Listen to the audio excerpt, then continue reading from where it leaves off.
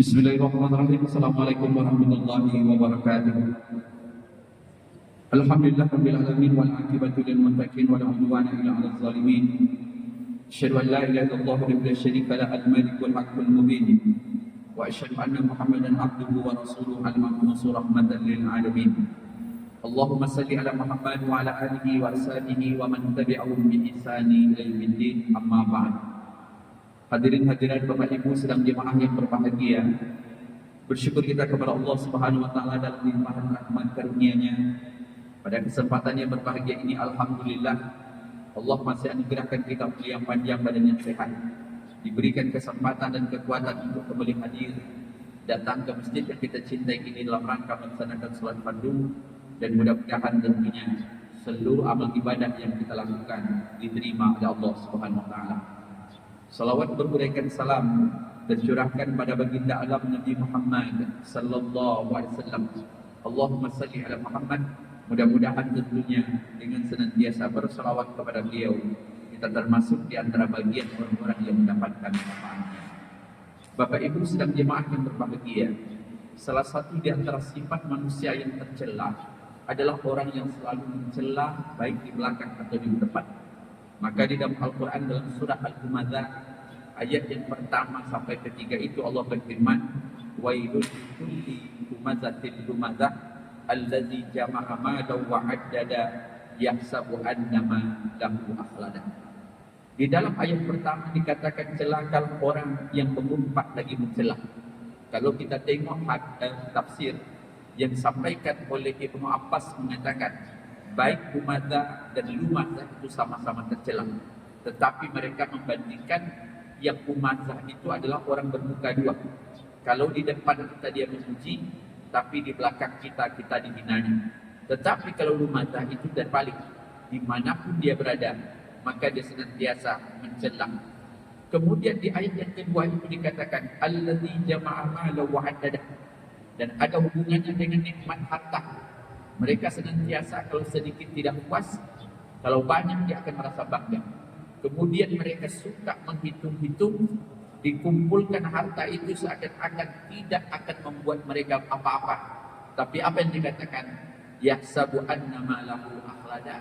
Kemudian mereka beranggap harta yang mereka miliki itu akan membuat mereka kekal. Maka sedang jemaah yang berbahagia, maka sesungguhnya inilah yang diberikan peringatan oleh Allah kepada kita, bahwa apapun bentuk harta yang Allah berikan ada dua kemungkinan yang kita dapatkan. Satu, dia akan memberikan keberkahan, atau dia yang kedua bisa menjadi laknat.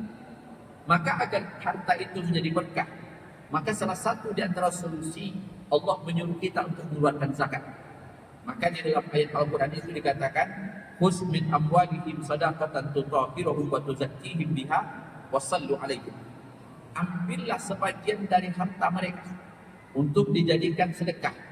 Maka sedekah dalam konteks ini adalah sedekah wajib yang kita sebut dengan istilah zakat. Untuk apa zakat itu diambil? Maka selalu dikatakan agar membersihkan, kemudian tentunya agar mensucikan orang yang pemiliknya. Maka sidang jemaah yang berbahagia, ada polemik kemarin yang disampaikan oleh seorang menteri, bahwa dikatakan rasanya tidak populer kalau zakat itu diteruskan, dengan alasan bahwa kalau hanya 2,5% terlampau bakhil kita di hadapan Allah. Tapi sedang jemaah yang berbahagia perlu diingat, mana harta yang dikeluarkan zakat? Harta yang dikeluarkan zakat itu adalah harta yang tak terpakai. Artinya dia sudah menetap selama 1 tahun, kemudian sampai pada nisabnya dan juga haul.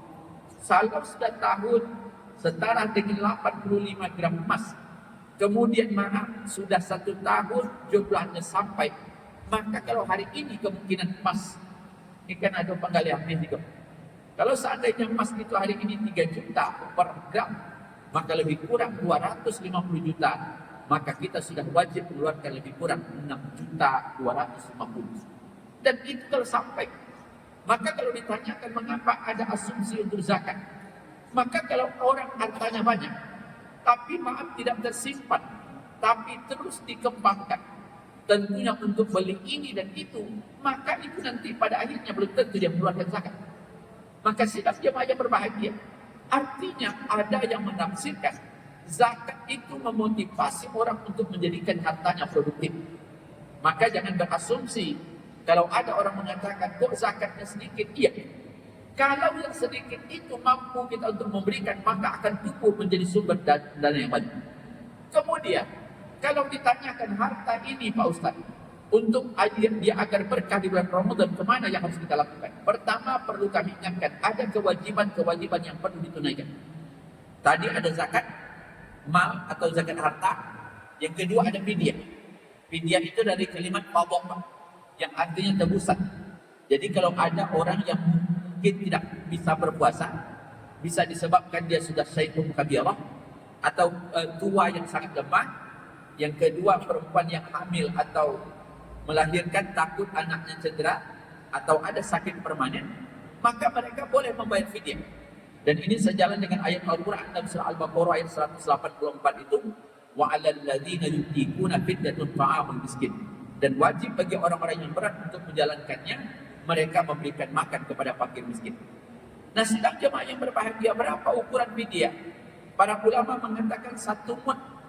Imam Syafi'i mengatakan 1 mud, dan juga itu disampaikan oleh Sufyan Asy-Syauri dan juga As-Sa'id bin Jubair.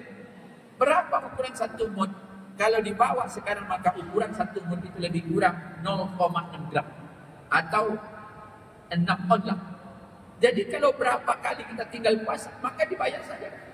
Tetapi maaf, ulama tetap mengatakan fidyah itu baru boleh dibayar setelah puasa.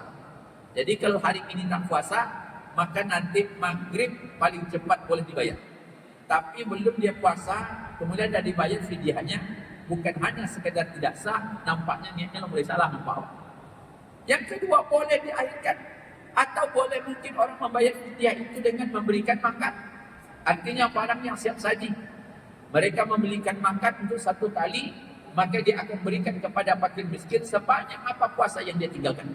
Maka Bapak Ibu berbahagia. Jadi kalau ada di antara kita hari ini ada yang sakit, nampaknya alhamdulillah sehat semua. Mungkin salah satunya karena sudah dapat MPG mungkin ya Pak. Jadi maaf, nah kalau sehat alhamdulillah. Tapi kalau ada keluarga, ada anak mungkin, atau mungkin orang-orang yang memang tidak sanggup untuk menikmati puasa, maka mereka boleh melakukan. Dan itu tidak ditentukan oleh usia, tapi mungkin ujian yang diberikan oleh Allah. Nah yang kedua, zakat fitrah. Zakat fitrah ini polemik selalu di media sosial. Mana yang diperbolehkan, apa boleh dengan kimat seperti yang ada di depan, yang dikeluarkan oleh Kementerian Agama. Ada situ kimat yang saya lihat tadi, yang paling tinggi itu 48.300, setara dengan emas beras apa namanya yang bagus, beras mudam lah, apa namanya, beras yang paling lunak. Maka itu boleh. Tapi para ulama hari ini ada mengatakan tak sah. Tapi maaf, kalau kita mengatakan itu perdebatan antara membayar zakat fitrah dengan uang, itu sudah ada semenjak Umar bin Abdul Aziz. Jadi ketika dikatakan tadi ada surat At-Taubah itu khudz min amwalihim shadaqatan, ada kata-kata harta, maka bisa jadi dikatakan harta itu apa saja memberikan manfaat. Jadi ada ulama yang tidak bisa dinafikan, mereka mengatakan boleh kita membayarkan uang dengan alasan setara dengan zakat itu, atau ada juga mengatakan tidak boleh uang tapi mesti dengan beras. Dan ini tidak akan bersudah Pak, sampai selesai nanti perang Iran dan Amerika belum selesai Pak. Tinggal itu. Maka Bapak Ibu yang berbahagia, siapa yang berkewajiban membayar zakat itu? Orang yang bersangkutan. Maka kita berkewajiban membayar zakat kita sendiri, atau maaf kepala keluarga, dia berkewajiban untuk membayar anak-anaknya yang belum bekerja atau belum mandiri, maka dibayarkan. Maka kalau ditanya apa fungsinya, maka dalam hadis itu dikatakan zakatul fitri tuhratan lis-shaim wa tuqmatan lil masakin. Zakat fitrah itu untuk membersihkan orang yang berpuasa, kemudian memberikan makan kepada fakir miskin. Maka ketika Hasan Al-Basri mengatakan dia memperbolehkan uang, mengapa demikian? Karena bisa jadi pada hari raya Idul Fitri itu kebutuhan orang miskin tidak hanya masalah makanan beras nih, tapi bisa jadi ada keperluan yang lain yang tidak kalah dari kebutuhan pokok. Jadi kalau sekarang kita kasih beras seluruhnya, tapi kalau orang miskin itu nanti tidaklah mereka memiliki yang namanya uang untuk beli gas, bisa jadi beras yang kita berikan juga tidak bermanfaat dengan baik. Maka sedang jemaah yang berbahagia, dari itu tinggal kita pilih. Jadi kalau ada nanti bapak membayar dengan uang, silahkan, kita tetap beranggapan karena ada ulama yang memperbolehkan. Kalau ada di antara kita yang membayarnya dengan beras, juga diperbolehkan. Yang masalah itu adalah kalau ada yang tidak mau membayar. Maka Bapak Ibu yang berbahagia. Nah, dari hal itu juga hari ini pengurus masjid memberikan PR bagi kita semua. Sebagaimana tahun-tahun sebelumnya, alhamdulillah kita biasanya membayar atau membantu anak-anak panti kita dan anak-anak yatim kita. Kebetulan kita akan berusaha hari ini, kami mengajak bapak-bapak untuk membantu membayar zakat fitrah bagi anak-anak yatim kita, baik di lingkungan Masjid Taqwa yang ada di tempat usaha bapak ini, atau juga di panti asuhan. Saya tadi mendapatkan dari sekretariat, jumlah anak yatim itu lebih kurang 129 orang. Mudah-mudahan ada yang mati menjelang puasa oleh Rayu. Nah, kalau dibawa ke situ 48 ribu, tak mungkin, sulit kita mengumpulkan uang. Maka maaf, kita genapkan saja uang itu dari 48 menjadi 50. Jadi kalau saya kali-kalikan tadi Pak, kalau anak yatim kita ada lebih kurang 129 orang, maka kita membutuhkan siang hari ini lebih kurang 6,5 juta, atau kalau didobelkan 6,450 juta.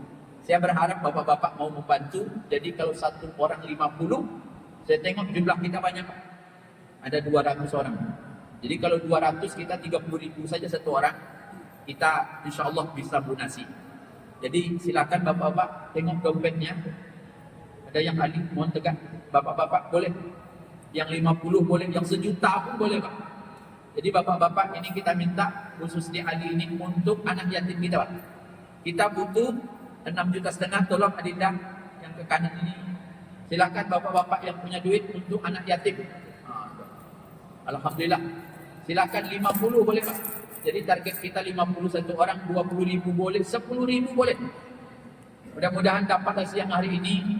Tak pun dapat 6 juta, 10 juta pun tak apa-apa Pak. Setuju ya?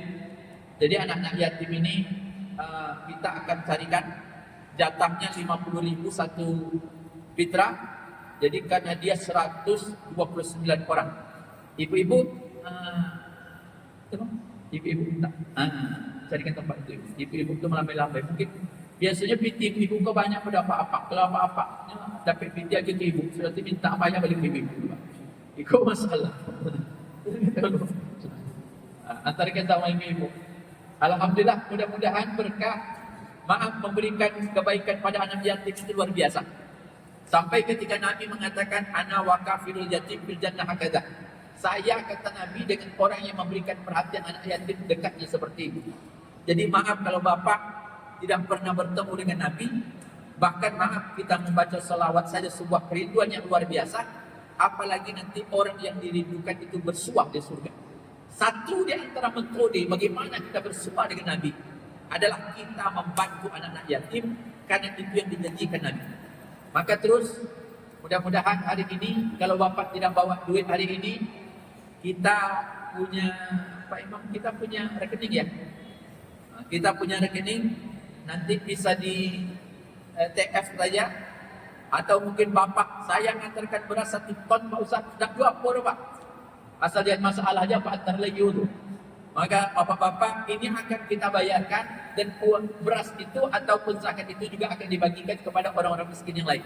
Yang kita bayar itu anak yatim. Tadi saya mendapatkan informasi jumlah mereka lebih kurang 129 orang. Baik yang ada di lingkungan masjid ini, kemudian di panti asuhan, yang mudah-mudahan nanti memberikan kontribusi. Bapak-bapak kalau malu mengeluarkan duit, nanti setelah sholat kami tunggu bapak-bapak di depan, silakan.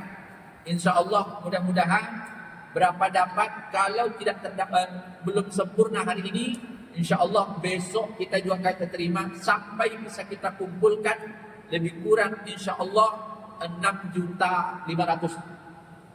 Ada lagi bapak-bapak? Atau ada satu orang yang mau memborong seluruhnya? Masya Allah. Mana tahu kan tunjuk dia kan? Ya Pak Babin. Nanti dikawal oleh Pak Babin, aman tuh. Ada. dengan apa kata ibu, berapa juta? Itu ada. Apa tu? Oh ya, tolong ibu. Ambil di bawah, di toko Hah? bawah. Hah? Ambil di toko bawah. Oh, ambil di toko bawah. Oh iya, alhamdulillah. Kapan perlu jangan kan di toko tu ambil kau. Kalau ada apa nak bersedekah, alhamdulillah. Kalau apa ada ibu nampak, atau apa lagi dia pakai ibu tu payah apa nampak. Tutup ibu itu semua. Hah? Tutup karpet. Dia nutup semuanya. Alhamdulillah. Kekurangan tutup Kekurangannya Pak, alat tertutup. Kan tadi dia sebutkan Pak kan, terlambat. Tapi boleh apa lebih Pak? Berapapun kekurangannya ada tutup. Tapi kalau Bapak ingin ikut, kami tidak akan membatasi. Karena mungkin nanti ada jemaah yang bekerja sini jadi voter. Atau nanti maaf ada Bapak yang tak sanggup membayar zakat fitrah lapor. Kita akan bantu. Karena maaf tidak selamanya kita memiliki. Susah apa? Maaf dan sanggup, gak usah malu datang ke Pak Ali, Ustaz Imam, kita akan bantu. Alhamdulillah. Mudah-mudahan yang telah berinfak dan tak berinfak diberkahi oleh Allah rezekinya. Sudah tertutupi, alhamdulillah. Terima kasih buat semua. Mudah-mudahan Allah berkahi. Mudah-mudahan satu saat di akhirat kita semua bertemu dengan Rasulullah. Karena maaf wasilah yang kita lakukan, yakni kita memberikan yang terbaik buat anak yatim. Mudah-mudahan ada manfaatnya. Assalamualaikum warahmatullahi wabarakatuh.